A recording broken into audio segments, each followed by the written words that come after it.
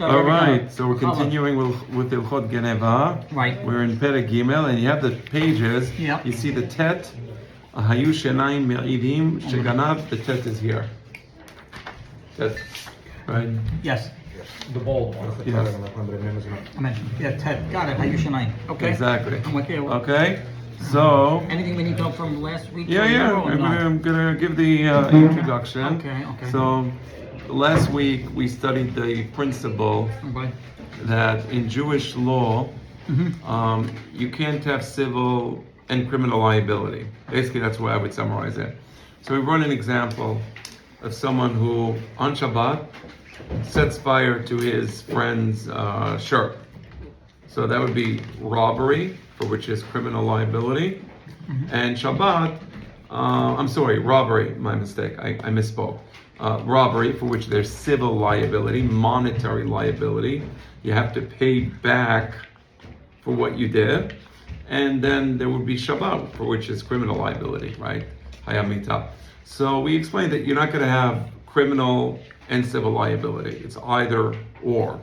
And I brought you the Gemara in Masechet Ketuvot that says, Kim le bidraba mineh. We'll always give him the criminal liability, and that would push away the civil liability. So that's what we studied last week. We brought many examples of this principle. Today we're pivoting. We're in the same topic, namely the damages that a robber has to pay. And I'll give you a small introduction to today's class. And it's as follows. When a person robs, there's a ganav and there's a gazlan. In Hebrew, ganav is a person who takes something from his friend that doesn't belong to him, and he does it secretly, at night, without the friend's knowledge. Maybe he pickpockets the friend, right? He does it in a secret way. That's called a ganav. In contrast to a ganav, there's a gazlan. Gazlan is what we would call today in modern jurisprudence armed robbery. You don't do it in a secret way. You do it brazenly, right? You're not hiding your intentions. You're not hiding your actions. Now, the main difference, and this is what we're going to be dealing with today, between a ganav on the one side and a gazlan on the other, is that a ganav, if he can't pay back, he's sold as a slave. What? He is sold as a slave. We'll see that in soon. A gazlan, no, he's not sold as a slave. He has to pay back, but he's not sold as a slave. That's one difference. The second difference is that the ganav has to pay double. And we'll see under what circumstances he has to pay double. We're going to see today, not always. Sometimes he has to pay double. A gazlan has to pay 125%, meaning he has to pay 100%. Obviously, that's the return when he robbed. And then he adds a fifth. 25% is a fifth of 125%. You see what I'm saying? It's really a fourth. In our thinking, we would say he adds a fourth. But I'm explaining to you why the Gemara uses the word chomesh. It's 1/5 of the total. Right? Okay. That's what we're studying today. So we're going to look at it now. First, we have a question. Mike, what is your question? Seems like the punishments for the ganav are stricter than for the gazlan. Yes, correct. Like indirectly, maybe encouraging somebody to say, you know what? I have a choice. I could be quiet and secretive, or I could be brazen. Yeah. You can almost look ahead and say, you know what? I'm going to be brazen because in case I get caught, I might want to choose not to be a gazlan. Right. Okay, do me a favor. Give me the book of Devarim from the Mikrot Gedolot. I'm sorry, I know you're eating. Give me Mikrot Gedolot. I want to read to you some Pesukim to shed light. Mikey's question basically is, why are we, and if I'm mischaracterizing the question, let me know. Why are we treating the ganav more harshly than we're treating the gazlan? Right. The gazlan is like, the guy is very brazen. Right. He's very audacious, almost arrogant. Going robbing in public, and the other guy's like embarrassed. He's like, whatever. So we're saying that we got. Yeah, it's fine. He would need an extra. Yeah. He's hiding from God too. So I want to read. First of all, I want to read to you. I want to read to you some pesukim that we read this week's parasha. All right. So some pesukim we read in this week's parasha. There's a list of people in the parasha, in Parashat Kitavo, who are cursed. Okay, I want to read to you the list of people who are cursed. Okay, let's read the first one. Arura ish, asher yaseh fesel u'masecha to'avat Adonai. Cursed is the individual who fashions an idol. This is despised by God. Maaseh de harash, maybe he's doing it, he's a woodcutter, or he's carving it, whatever it is. Vesam basata, and he hides it. Did you hear what he just said? Let me ask you a question. For Avodah Zarah to be Avodah Zarah, do you need to hide it? No. No. But it says Arur Aish. Okay. Right. Arur Makle Avi Bemo. A person who doesn't show the proper respect to his parents is cursed. Do you know when a person doesn't show the proper respect to his parents? Not really. It's always going to be in the house. It's never going to be in public. All right. Arur Masik Gavu Leo. Now, a person, I have a border here between me and my neighbor. At night, I get up, I move the border over a little. Are you getting the idea? I'll give you another example. Arur Mashkir Iver Badarech. A blind person is walking and I misguide him. Anybody know about that? He's blind. He obviously has no way of knowing, right? Right. And so on and so on and so on. Let's see the last one. They're interesting. Arun makera ehu basata. A person secretly hits his friend. How can you secretly hit your friend? Really? Slingshot. Right. Okay. Interesting, but I like that. That's a nice one. Or lashon hara. Playing basketball. Or playing basketball. Playing baseball. I don't want to elbow the catcher. Okay. Or lashon hara.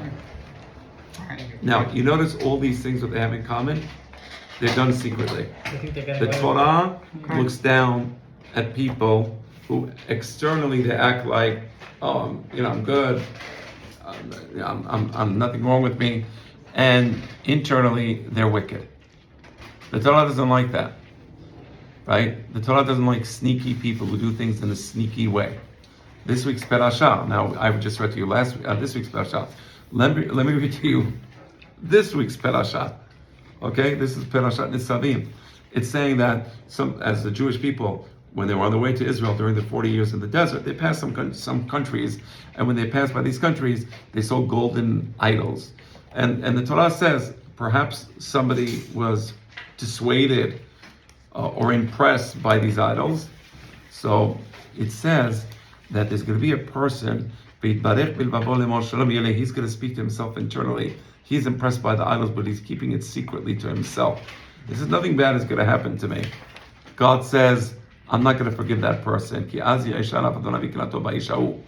God doesn't like people who are sneaky, who externally they act like they're all good and they're pious, but internally they actually are bad people. What was that? We don't the like last that. one again? This one is in Parashat Nisavim. Saying what? That if he passes by an idol. It says, "Pen yesh bachem ish o isha o mishpacha o shevet asher lebavo foneh hayom me'im Adonai Eloheinu lelechet la'avod et Elokei hagoyim hahem." Somebody's going to be an individual, or is going to be, his heart is going to be swayed towards idolatry, but he's doing it secretly. He's not doing it overtly. Obviously, if it's overt, we'll deal with it. But we can't because it's secret. So we don't like these secret people who pretend to be good on the outside, but really on the inside, they're doing these things. You understand? But what if? No, I'm not justifying. So so hold on. So does that answer Mikey's question? Yeah. The Torah does not like people like this. You're a ganab. Okay. You know that? No, we don't like that. Not that we like a gazlan. But at least the gazlan is willing to own his defects, and the ganav is not willing to own his defects. But what if the intent was not to embarrass the community? Like, for instance, somebody, I don't know, they're addicted to smoking. Yeah. So they secretly smoke a cigarette on Shabbat because they don't want to desecrate Shabbat publicly. Do you think that would? It makes it impossible to know, I guess. Yeah. Ultimately, this is what I say all the time about these types of situations. God knows how to judge people. Right. So from the Torah, we can have general principles. And the general principle in this case is that we don't like sneaky people, right? But you're right. There could be situations where somebody is sneaky. Maybe a guy was hungry and he stole a piece of bread and nobody knew and he ate it. God will judge everybody. Right. But the general principle is we don't like people who on the outside, they pretend like, I'm all pious and good, but on the inside, they're really not, because that's twisted. Yeah, it's like a pig. It's twisted, yeah. Yeah. Yeah. It's twisted. It's like someone in business, they like donate a lot of money and all people see in like shul, for example. Yeah. But in business outside, they're Dishonest. screwing people over all the time, dishonest, They exactly. still Yeah. need their donations. Slow down.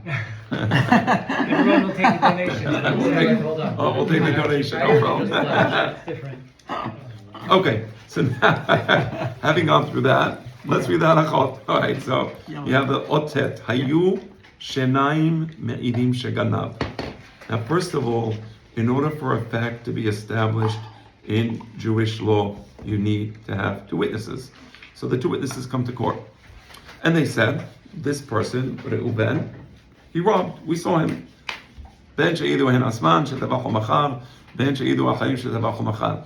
And then another two sets of witnesses come and say, also we saw him slaughtering the animal, or we saw him selling the animal. In the case of a cow, that would be 5 times liability. In the case of a sheep, that would be 4 times liability, right?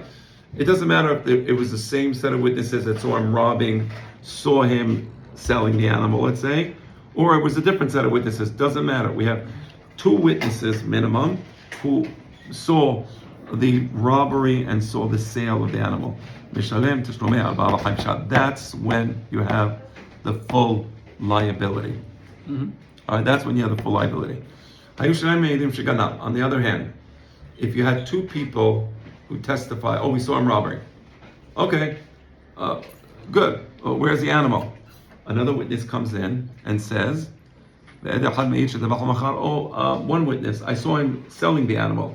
Now, the point here is you might think, since we already have 2 witnesses who established the crime, I don't need 2 witnesses to establish the sale of the animal. 1 witness would be enough. I'm sorry.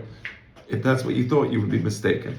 You need 2 witnesses to establish the crime for each. You need 2 witnesses to establish the sale or the slaughtering of the animal. We don't rely on 1 witness. In Jewish law, and I'll get to you in a moment, Jeff, we do not rely on 1 witness. The only time we rely on a witness is Edeh what? Kashrut? Edeh had neman be'isurim for kashrut, or for the most unusual situation is for a woman whose husband is lost. Somebody saw that he drowned. For example, he saw that he drowned b'mayim she'esh lahem sof. He saw that he drowned in a limited, in a small pool or something. So that witness comes to court, and we can accept his testimony. But generally speaking, certainly for criminal liability, you need 2 witnesses. You understand? There is no criminal liability without 2 witnesses. Yes, sir. What if that witness that saw him selling it was the guy that he sold it to? Ooh. Can we say it again? Now the question is as follows. Or let's say he sold it. He sold it to me. Right. Now. I'm admitting he sold it to me. Now, Okay. really, it really You don't know that he depends. stole it. It could have been Right. his. Right. Exactly. The question is as follows. First of all, you go in with he sold it to you, and you go in with another witness who was there. Oh, we know that he sold it to us. I sold it to me, and I saw it. I saw the sale. So they have 2 witnesses. But the question is, did you know that he robbed it, and did you buy it from him nevertheless? Because in that case, you may theoretically be pasul la'idut. The Dayanim would have to first establish that. But assuming, for example, you were a good faith buyer, you didn't know it was wrong. I knew he sold it. You I just bought it from him. so then there would be a possibility of you being pasul la'idut. The judges would have to establish that, and then your testimony would be invalid. Right? Invalid. Exactly. 'Cause you know Again, about it depends. Conspiracy This has to do with This has to do with the laws of ID. with Right. Ganav. Right. Right. With the laws of ID. Okay, let's continue. Right, well. ברוך אתה אדוני, אלוהינו מלך העולם, שהכל הם ברוך. All right, let's continue in this halacha. We're in the same halacha. Right. Okay, but האיש שהם עדים שגנב, ודרך מי שבקר, או שהרב מעצמו שטבח או מכר, משלם תשלום בכפל. Now, 2 witnesses come in. I'm sorry. 2 witnesses come in, and they say he robbed. Okay, the judge says, okay, you have to pay tashum b'chefer. The guy says, the robber says, I sold the animal. The judge says, you sold the animal? Yeah, I sold the animal. Now in this case, does he have to pay Arba'a Khamisha or no? And the answer is as follows, and this is, we say this in the Tefillah Yom Kippur over and over again, Umodeh ve'ozev yerucham. Umodeh ve'ozev yerucham means as follows. If a person comes to court and he confesses to having committed the crime, he will still have to pay, in this case, back the animal or whatever the animal is worth. But because he confessed to the crime, he won't pay the penalty. Now, in this case, two witnesses came and said he committed the crime. He never confessed to the crime. But now that the two witnesses came and said he committed the crime, he's getting like a little, nervous. Two more witnesses might come and say that after he robbed, he sold it. In which case he'll have to pay 5 times if it was a cow, let's say, right? Rabbi, So what is he? the modeh ve'ozev yerucham is actually a tshuva. No, hold on, one second. Let me finish this thought, and I will explain the connection with modeh ve'ozev yerucham. Okay, but for now, he's realizing he has to pay double already. Why does he have to pay double? He didn't confess. 2 witnesses came to court. He says you robbed. Oh, okay. Now he's realizing he sold it. He might have to pay 5 times. So he's going to confess now before the judge. He says, I sold it. Not too late. So that's the point. The point is, since the fact of him having sold it was established by his confession, he won't have to pay the 5-time penalty. He has to pay the double penalty because he never confessed to robbing it. But having been proven a robber in court through the witnesses, he's now nervous that they're going to make him pay 5 times. So he says, Your Honor, I have to confess that I also robbed, that after robbing it, I sold it or I slaughtered it. And then he's cleared. And now he's cleared from the additional liability. He still has to pay the double. Now, the principle of Modeh ve'ozev yerucham is that we're coming before God on Yom Kippur and we're saying vidui, and we're telling God, because God can impose punitive damages upon us. We don't know what those are. The bedin shel ma'ala. Like people think, okay, there's no witnesses, he got away with murder. Nobody gets away with anything. I say this so many times. Nobody gets away with murder, with robbery, with nothing. So now, this person, we come, you, me, all of us, we come before Kadosh Baruch Hu on Yom Kippur, and we say, Umodeh ve'ozev yerucham. According to your law, if a person he confesses before Bedin and he says, I did the crime, we say hatanu, avinu, pashanu, we say whatever we did. So therefore, God, please have mercy on us. Don't penalize us more than we would be liable for, right? So that's the idea of Modeh ve'ozev yerucham. You understand? You understand that idea? All right. All right. Let's continue to the next halakha. So we're treating it as 2 separate punishments, the kefir Yes. and the Arba'a Khamisha. Yes, correct. We can separate the 2. We don't say, well, either it's all or none. Exactly correct. We don't say it's all or none, and that's why you can have one set of witnesses establishing the crime of robbery, and the second set of witnesses establishing the subsequent mechira or the subsequent tebiha of the animal. All right, let us continue. Now halakha yod. מי שעולה בכנס, ואחר כך באו עדים, אם עולה בתחילה בפני בית דין ובית דין, פטור. Now, a person comes to court. The judge says, I think we're going to get witnesses. I'm not sure. Did you rob? Did you rob? Are you the one who robbed that? And he's like, he realizes he better just confess. So he confesses. Okay, he confesses in court. After he confesses, a minute later, 2 witnesses walk in and they say, by the way, Your Honor, we saw him robbing. Right? Patur. Patur. He's exempt from the penalty. It doesn't matter that had it been a minute later, he would have been paying double because he would be subject to the kenas. No, doesn't matter. He confessed before the witnesses came. Patur. Let's say another situation. The Dayanim are outside. They're talking, whatever. There's people. It says, listen, I'm coming to court today. I'm going to be confessing in court soon that I that I robbed this. Okay, they're talking. Everybody, I want you to know, no, I robbed this thing. I'm the robber you're all looking for. I'm entering the court now. The Dayanim are going to be sitting in session, and I'm going to confess before the Dayanim. Oh, what a good person, Sadiq, Mamash, he made teshuvah, beautiful. All right, he's about to enter the court, right? They didn't come in. And they didn't come in before him. They didn't come in before him. And I was like, Rabbi, the Edim come in? Yes, what do you want? The guy said, wait, I want to say something, Your Honor. You sit down. The Edim are here. I want to hear the Edim Oh first. my God. The Edim are there. They say, we saw this guy robbing. He has to pay the penalty. Then he has to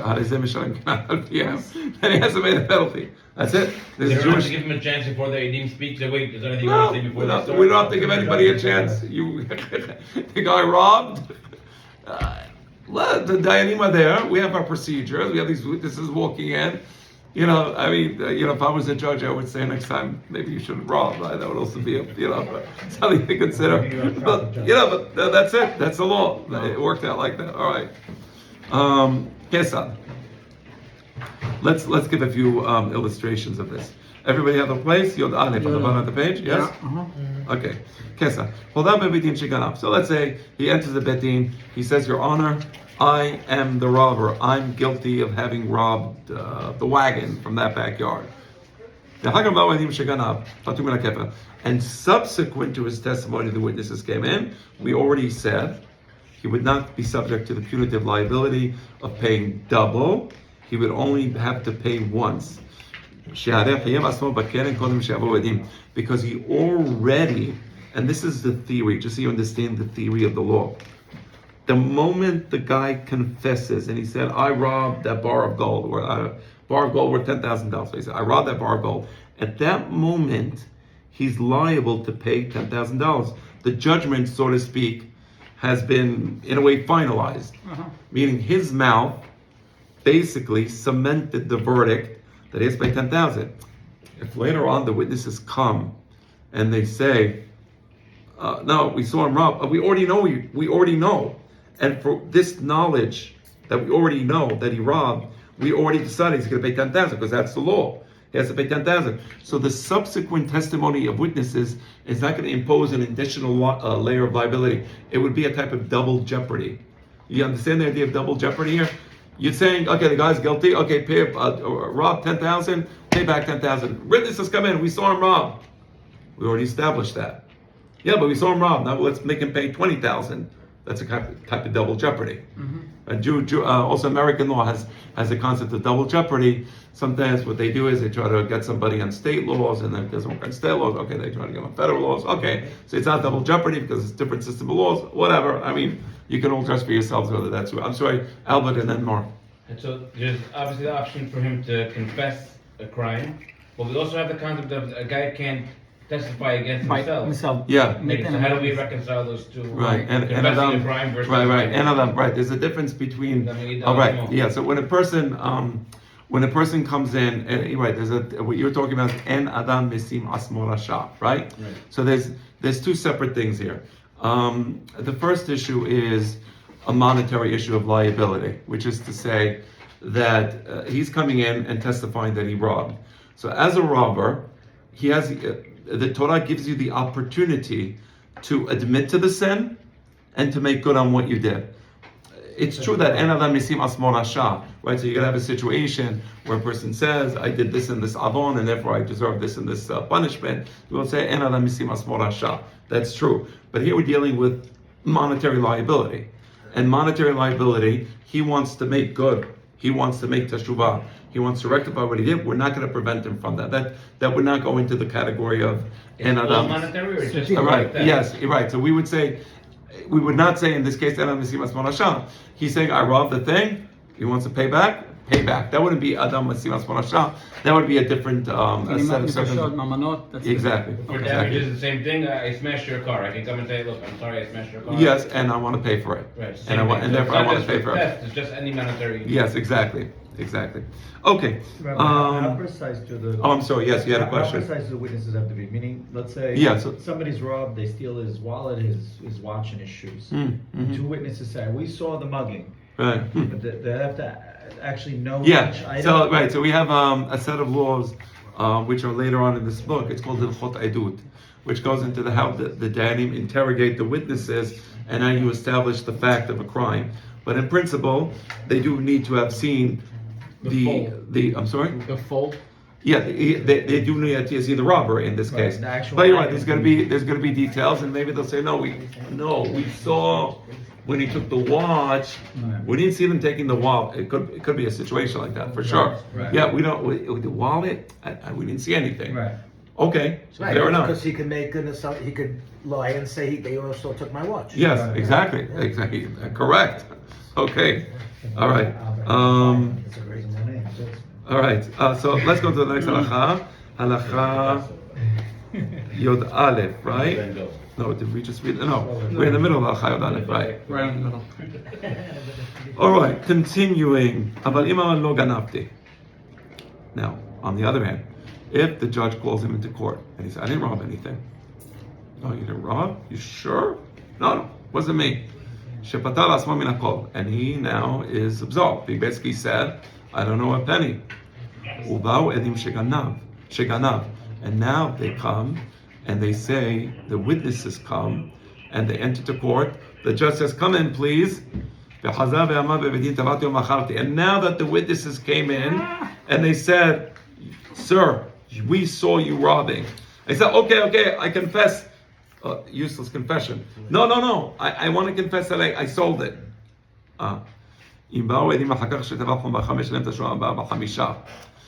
In this case, if witnesses come, a second set of witnesses come and say, "We saw him selling it," he would pay 4 or 5 times.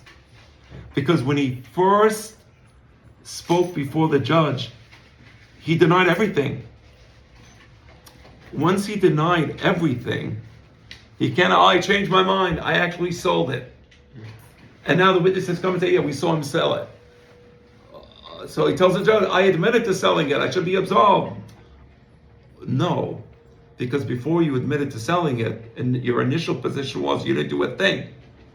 So you can't go from "I didn't do a thing" to "Okay, really I sold it after having robbed it." And therefore, if the second set of witnesses come and say, "We saw him selling it," he would have to pay al-baba hamisha, he would have to pay 4 or 5 time penalty. You understand the Once he idea? denies it, he can't confess anymore. Right. I mean, He can't had he actually know what I come like. to court and witnesses come, he didn't say a thing. Witnesses come and say, "We saw him robbing." He didn't say a thing. Okay, you know what? I want to admit that I also robbed it. Second set of witnesses come and say, "We saw him robbing it." In this case, he would pay double. He would not pay arba'ah or hamisha, because he never denied anything, right? Yeah, the witnesses came, and then after the fact, I guess In courts, he never has an opportunity to admit that he lied. you can't, on the one hand, say, "I didn't do anything." Witnesses come, "Yeah, we saw you rob." Oh, okay, I sold it. What if the witnesses didn't come yet? If he said, "I didn't do anything," then he says, "You know what, actually, I want to confess." Yes, that could He work. could do that? Yes, he could do There's that. no kevash and gidra. As long as the judges are willing to allow him to talk, they might get angry at him. He says, "Your Honor, I want to sit quiet. You spoke already." They can choose. They could not allow him They to can say choose. Whoever wants to talk or doesn't want to talk will decide. It's our courtroom, right? Yeah, the judges have some discretion here. But in principle, you're right. He says, "I didn't do it." Okay, I confess I did it. I don't want to get into trouble. Please, I'm sorry. Okay. And then the witnesses Does he become come. guilty of And then not the swearing witnesses in the come court? after that. Then he wouldn't pay the double because he already confessed before the witnesses come. Before the witnesses came. But if he confesses after denying it, does he get guilty of now lying in the court? That's a different story. That's a different story. What are the dating going to do? Is I do check it. Now, was it under Shevuah? There was no Shevuah. Okay, but it was but he lied in court. So that's also not a good situation to be in. Okay, let's continue.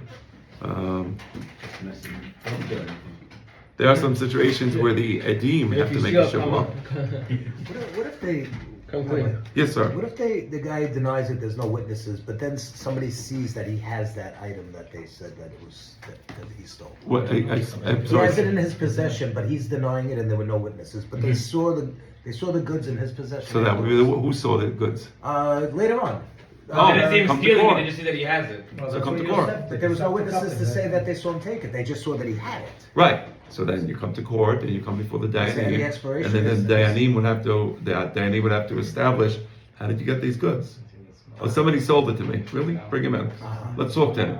They would have an investigation. Shofetim, v'shoterim. The shoterim, they have to, they probably did an investigation. They shofetim, they want to find out what's happening here, right? So they were very intelligent What people. would the verdict be if that's the case? They would, if I was the Dayan, first of all, I'd give him makat mardut for lying in court, and of course I'd make him pay. Okay. That only is with theft, though, right? With murder, you can't do that. The guy has the gun in his house. Let's say the guy that shot Charlie Kirk. No. They find the gun in his house. No, that doesn't count. Does not count. Does But not with count. theft, you could. With theft, the car's in your garage, you stole the car. Right. The laws of murder are different than the laws of robbery. The standard is a much higher You have to see standard. him doing the act. But theft, 100%. You have to see him doing the act as long as they have Correct. possession of it. Exactly correct. Okay, let's continue. So now we're up to halacha. Which halacha? The next page? Get back. Yud bet. Okay. Turn the page, please. Turn the page, gentlemen. Turn the page, ladies. We are on the next page. Ladies. Okay. Please. Hagonev, shor, shashne shutafin. Oh, this is a very interesting law. Okay, that's an interesting law. A person robs an animal or anything that belongs to two people, right? And then he slaughtered it or he sold it. And now, let's say Reuven and Shimon are the co-owners of this car, or rental car, or animal, whatever. Today we have a person can own a rental car. We have a rental car. We rent it out for weddings. Okay, so we own a b'shutafut. We have a partnership. So I take the guy to court. He says, yes, I robbed it from you. Okay, how much does he have to pay me? 50%. Okay, then let's say my partner takes him to court. No, I never robbed it. I never robbed it. Funny. And then come witnesses, and they say, oh, we saw you robbing it, and not only saw you robbing, we saw you selling it. He has to pay 50% of, well, it's a car, so let's say, go back to an ox.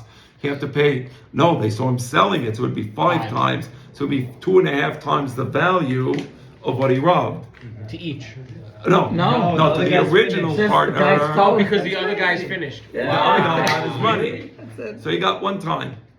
The other partner, I got, hey, I want to get paid. Never robbed you. They really have to take him separately to court? It could happen that one guy is there, the guy's on vacation. So the judges say, okay, pay him his 50%. We'll pay the 50%. close Other enough. guy, then he's in court in another city. Go visits another city. He said, that's a guy who robbed me. Then he bring him to court. Never robbed him. Very, very possible. Very possible. And then witnesses come. We saw him robbing. We saw him selling. Pay 250%. But they can't determine. Of the full amount? Or No, the full amount. Because Big buck. it would be 5. Full of the half. Of his half? It would be 5. It would be normally it would be 5 times. 5 times But- the half. Right, 250%. Exactly. Oh, Yeah. so not the whole. Can't the judge say you have to pay both parties back? No, because the first person already got satisfied. He No, got he's paid saying, back. What if just one comes in? One comes in, I have a partner, he stole from both of us. Can't he On his order behalf? Okay, theoretically, the judge can decide to take everything, And give it out. and right, and hold on to it for the other person, for sure. But could be that they didn't. Maybe the other person, I don't know, that lives in another city. I don't know him. I don't know who he is. He's not going to be coming here. I don't want to deal with him. I don't want to take the money. Thank you very much. Let him deal with it. When he comes to the city, let him come to court. He never comes to the city. He lives in another city. But the robber goes to the other city, and the court in the other city now summons the robber to court. That's a Maybe possibility. the partners are fighting at this point. Right. Yeah, One of them but- partners You could were be supposed to witness. watch the What? documentary. That's why That's could be a the- witness if they're fighting. Exactly. Yes. Also could be. Yeah, but with public companies, when there's a class action suit, you could opt in or opt out of being part of the suit. So if you opt out, you're not gonna If get. he the didn't claim. opt out, he just wasn't there. Yeah, so another you have to opt in. If you didn't opt in, then you're not part of the claim. Well, but you know what's amazing Well, you about don't know this whole that's system? There Yes. were no lawyers. Yes. Right? There were no lawyers. No. It was just No. judges. But the best. Wow. No legal fees, no, no, but it's true. It's true. No manipulation of the system. No, say this, don't say this. What the heck? You go to court today. The whole thing is a setup. No, really, it's a setup. Yeah. Right? Whoever can con the other one. The Yeah. lawyer has a better lawyer, not who's in the The worst, by the way, are the divorce lawyers. That's the worst. Elohim Yishmor. They make There's everything. there's different levels of hell. That's at the lowest. It's worse than the divorce lawyers, actually. If you go to Olam Haba and you see a divorce lawyer, say, "Oh my gosh, no! Where am I? Stop!" No. All right. There's a couple end up with nothing. Divorce lawyers end up with everything. It's where Exactly. No, it's horrible. They make it worse and worse and worse, and They they. stretch it. Ugh, Elohim Yishmor.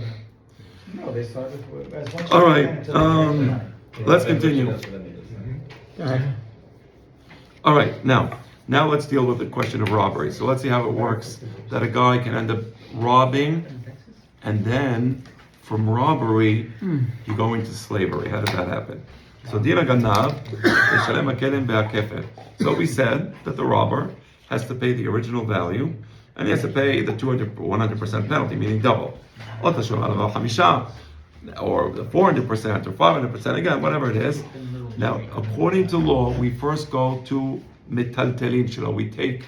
We want to get his chattel, right? His movable property. He has a watch, he has jewelry, I don't know, he has furniture. So we're going to take it, sell it, and pay back the person who was robbed. Let's say he doesn't have metaltelin. If he doesn't have any movable property, they'll go to his real estate. We don't want to take his real estate. Real estate is very sensitive in Jewish law. It's family, it's nahala. We want to respect it, but he has to pay back. So he becomes a slave. Wait, no. So we first take his real estate. Before we sell him into slavery, we're going to take his real estate. Even the best real estate has a beautiful family penthouse in Fifth Avenue, Trump Towers, you know. But you don't see you're punishing his wife and kids now for a crime they didn't do? Yeah, They're all living in this Of apartment course. now, I mean, anytime you punish a criminal, by extension, you're punishing the family. The estate. Right. Like if a guy, Right. criminal dies, you still take the money from the estate. Right. Exactly. What are you going to do? Kishan nizakin. So in this way, the laws of robbery is similar to tort law. If a person, I don't know, sets a fire and the fire goes to his friend's farm and burns down the farm, this is the law. We'll take from the metaltelin, we'll take the movable property. You don't get movable property, you don't have it, go to the real estate. Okay. No big hadush here. You pay for the best real estate that he has if you need to. Right. You don't go to the Trump Towers at first. But if that's what you have. Right. But here's the thing now. Now in the case of the robber, he has no real estate, he has no movable property. In this case, the court will sell him. They go to the victim of the robbery, and they give the victim of the robbery the proceeds from the sale of the robber as a slave. This is explicit in the Torah. If he cannot pay back, he is sold as a slave. So that's one of the ways that a Jewish person can become a slave, is if he cannot pay back what he robbed. You said this was a ganav and not gazlan, right? Yes. Okay. Yes. Now, there's a few rules. Is it okay? We'll go another 5 minutes. Is that okay? Yeah. Okay. We just got it. Ha'ish nimkabing levato. Number one, a man is sold into slavery. Lo ha'isha, we would not sell a woman for obvious reasons.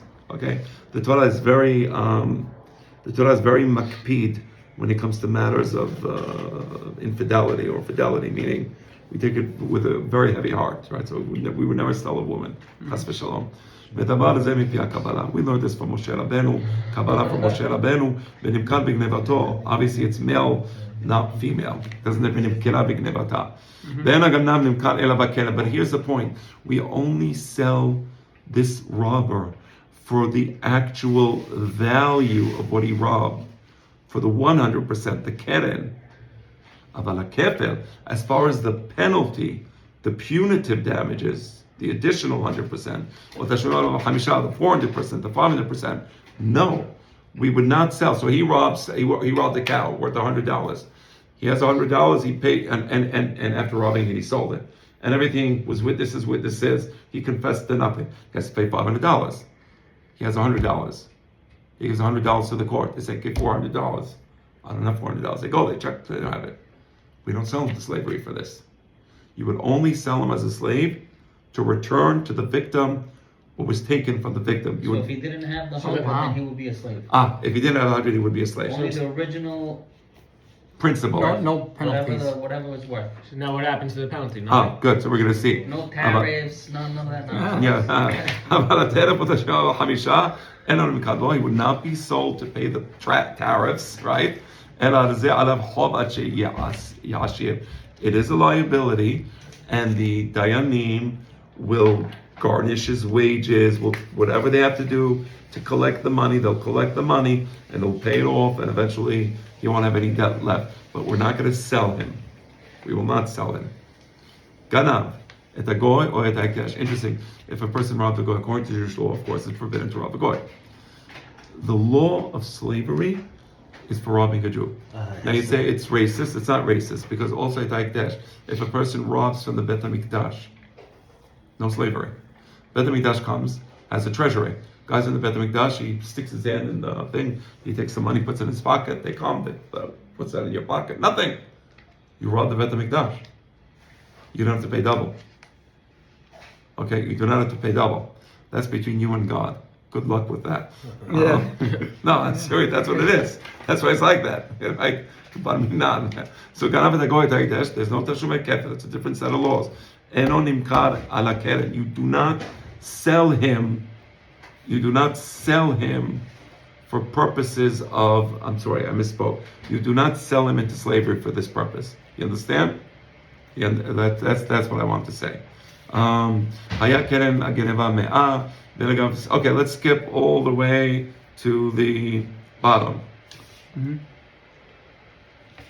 No. Actually, no. Let's do this one more. Then we are up to Haya Kenan Geniva Mea. Let's give an example. Let's say he robbed something worth $100. Now he's only worth $50. You sell him. You sell him for $50. He's going to be sold as a slave, and then the remaining $50 and the remaining punitive damages, it's a liability. He will have to sell it off. But you sold him as a slave. That's it. You sell him once. He works 7 years, and eventually he's going to get out. He's going to be a free man. He'll work. He'll make money. He'll pay back whatever else he owes. But you cannot sell him for more than the liability. So, for example, you can't. Let's say I'll give you an example. Let's say you robbed $100. Say, okay, work for 2 years. If you work for 2 years, you'll be worth $150. We're selling this robber for a 2-year servitude. It's going to be $150. You can't do that. You can't. That's more than he robbed 100. You can't sell him for 150. You can sell him for less. You can't sell him for more. You understand the idea? You sell him in order to pay back the robbery. Here he's being sold for more. That's the end of what we're doing tonight. Are there any questions? So you can't make money on him, basically. You cannot make money on him, exactly.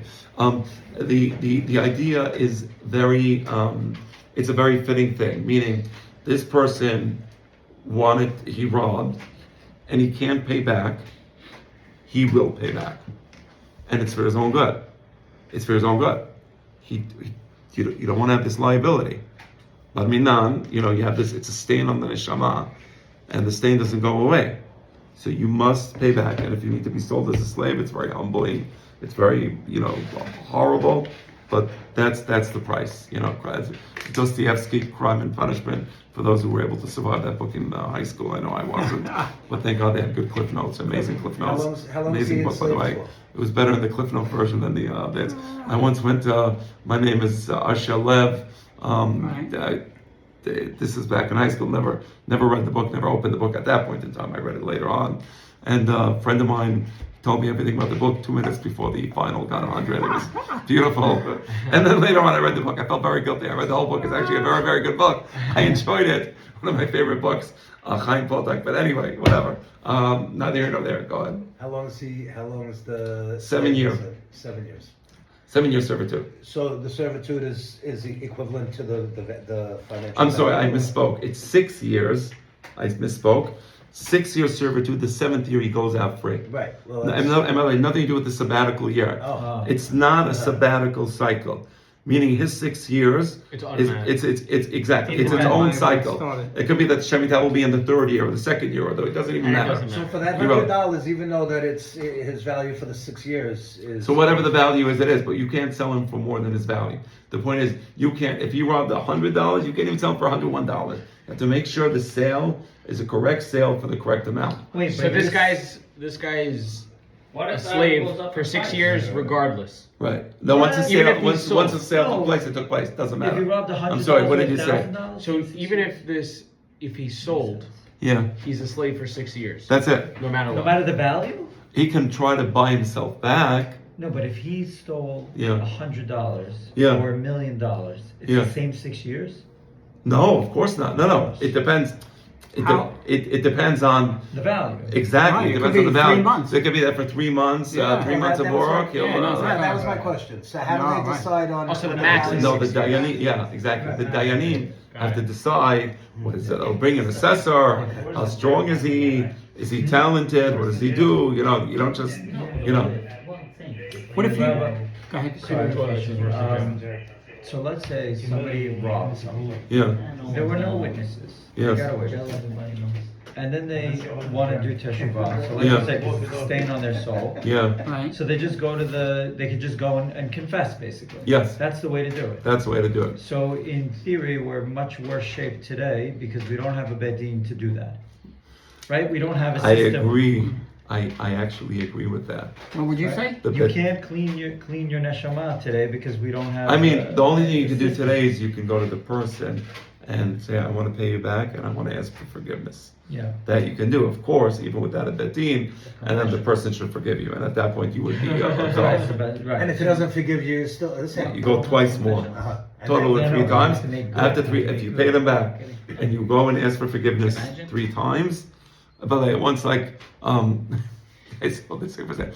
I'm sorry. It's not good. No, No. but you have to pay him back, right? Like you can't rob somebody. No, you and said say, you "I'm pay him sorry." back and say sorry if he Yes, doesn't yes. forgive Right, you. no, you have to pay him 3 back times. and apologize. Right. So Rabbi, like by Jewish law, none of the punishments are meant as a deterrent. They're only meant as like kapara or to clean the neshama, right? Both. Do we have deterrent concept? I would say that the kefil is. First of all, it's an interesting question. I have no evidence in the Torah, but it seems to me like the kefil is a type of deterrent because I mean, if you think about it, the robber is going to be deterred from robbing if he knows he has to pay back the exact amount Right, he it robbed. could be a deterrent, but it's not the intention. Is it established to be a deterrent, or is it established? No, And but then what that's would it. be your logic otherwise? Then it would always be even. Let's say like capital punishment, right? A murderer gets killed. Is it as a deterrent, or is it kapara for what the crime that he did?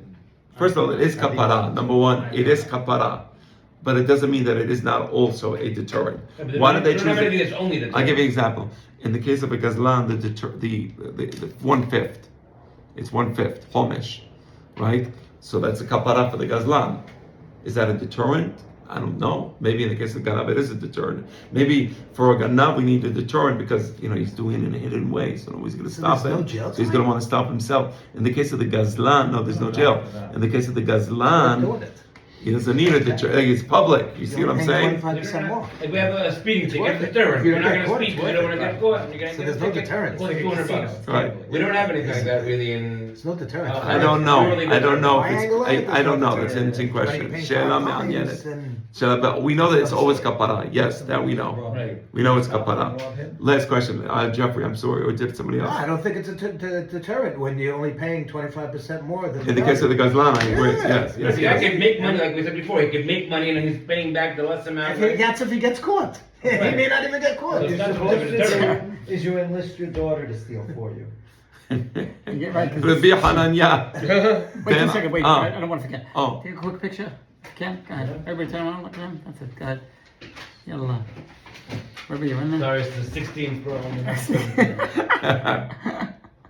Nice. Thanks, Okay. brother. act together. Rabbi Hananya. Rabbi Hanan, Shalom, Sakom. Okay, Amen.